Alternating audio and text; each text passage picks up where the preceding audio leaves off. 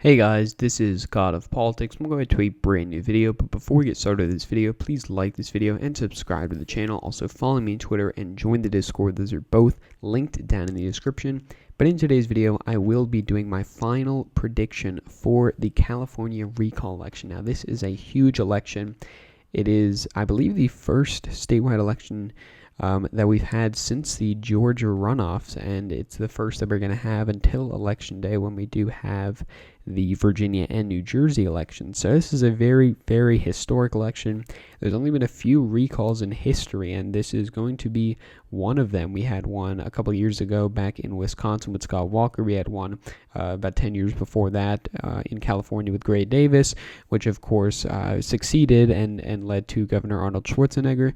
So looking at this election, I do again want to look at these early vote totals. We can see here that we have a 35% return rate.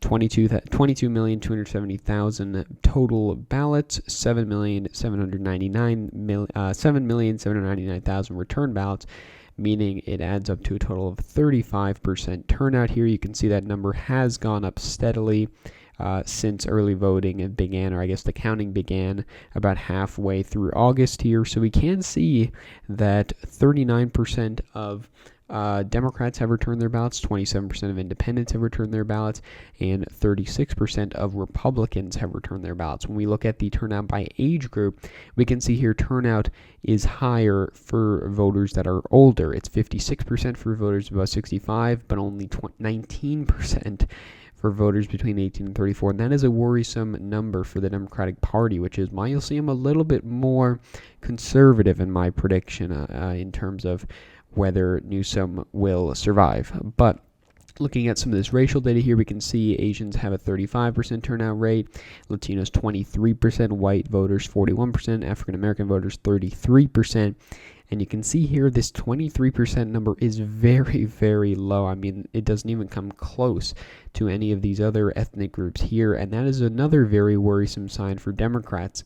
But when we look at some of this other data, when we see this data by partisan, by party, we can see here that 52% of the total ballots returned have been from Democrats, 23% have been from independents, 25% have been from Republicans. The main group that's underrepresented is independents. Republicans are about where they are in terms of registered voters, and Democrats are certainly outperforming where they are. We can see here this number's pretty much stayed the same. It dropped as low as 45%. It started off at around 63% here, but it's been steady for quite a while now, and it's actually been going up in the last couple of days. It went from 48 to 54%, so that's another positive thing for the Democratic Party. As we can see here in terms of voters by age, we can again see older voters are overrepresented. And that's because they have a higher turnout rate. Similar thing with race. White voters are overrepresented, whereas Latinos are underrepresented by quite a substantial amount here. But overall, this is good news for Democrats, because if we compare this to the 2020 data here, we can see that Democrats made up 51% of return ballots. Republicans made up 24%. No party affiliation made up 25%. When we compare that to the numbers here, Democrats are outperforming what they were in 2020.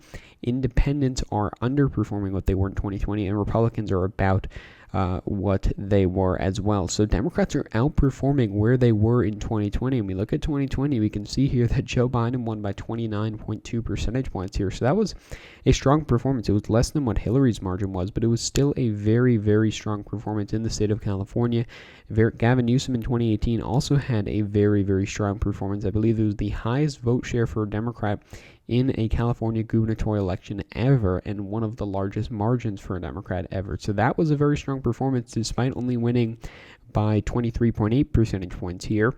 And when you calculate this early vote numbers, when you assume that Democrats will get about 85-90% of Democrats will vote no, about 50% of independents will vote no, and about 10-15% of Republicans will vote no, it averages about to about a 20-point lead for the no column, and that's based on early vote numbers. Now, we don't know how many people are going to turn out on Election Day, and I'm not going to predict how many people are going to turn out on Election Day because it's just really hard to tell.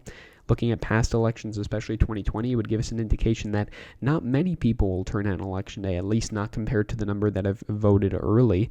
But the turnout is quite low. So I'm really not sure. We can see here that there were 12 million early votes in 2020, which again was a high turnout election. We only have 7.8 million votes here so far. That's about 2/3 of what it was in 2020. So that is trailing behind a little bit. Does that mean that we're going to have more election day turnout relative to the early voting numbers? Or does that mean we're just going to have lower turnout across the board? I'm not really sure. I'm not going to predict that. I'm just going to be predicting the margin. Now, if we look at the polls, we can see here that Keep has been surging. At one point, it was only at plus 0.2 percentage points here. Of course, we didn't have many polls, but it was clear at that point that Gavin Newsom really was in trouble. Now it's all the way up at Keep plus 15 percentage points. Remove is only at 41.6 percentage points. Keep is at 56.2 percentage points. That leaves a few percentage points for undecided, which I think at the end of the day will lean towards Keep due to the fact that many of those undecided voters may be Democrats who, may be open to the idea of recalling Gavin Newsom, but at the end of the day, when they look at the options, they may not like what the options are for the replacement, and they'll end up voting to keep Newsom. That is, I think, at least part of the reason why Democrats have gone up in the polling numbers.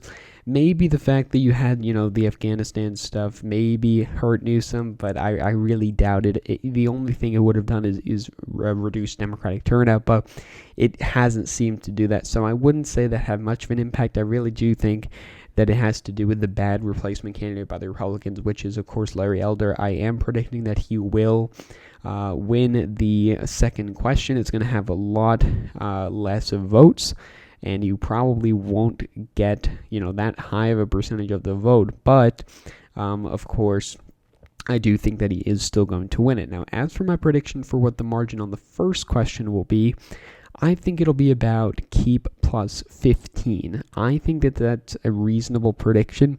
Many may argue that based on the statistics we're seeing, it could actually be more than that because Democrats are, of course, outperforming their numbers that they had in 2020 here. Because many people have this idea that the election day turnout is somehow going to be heavily Republican, but I don't necessarily buy it. But I am going to be more conservative with my prediction because Newsom is clearly an unpopular candidate. The polls are showing it. In many polls are still showing it within single digits, and California polls have generally been quite accurate. So I am leaning to the more conservative side by saying it is Keep plus 15. Maybe it goes up to Keep plus 20. Maybe it goes down to Keep plus 5. It's really hard to tell with this election, but I think at the end of the day, Newsom is very, very likely to survive. I'd be absolutely shocked if he gets recalled. I think most people would agree with that, but I think that this is certainly going to be closer than it was in 2018 and 2020. If Newsom wins by 15, do you consider that a success for the Democratic Party? I wouldn't, to be honest. I mean, you underperformed both your 2018 margin for the gubernatorial election and the 2020 margin for the presidential election. But, you did win by more than many people thought it would be. The media has made it out to be a more competitive race than it is, which, makes sense. That's what they do. But overall, I think that Newsom's going to survive, and I think that he'll survive by about 15 percentage points. So, thank you all for watching this video. Please like this video and subscribe to the channel. Also, follow me on Twitter and join the Discord. Those are both linked down in the description. But again, guys, thank you all for watching this video, and I'll see you guys later.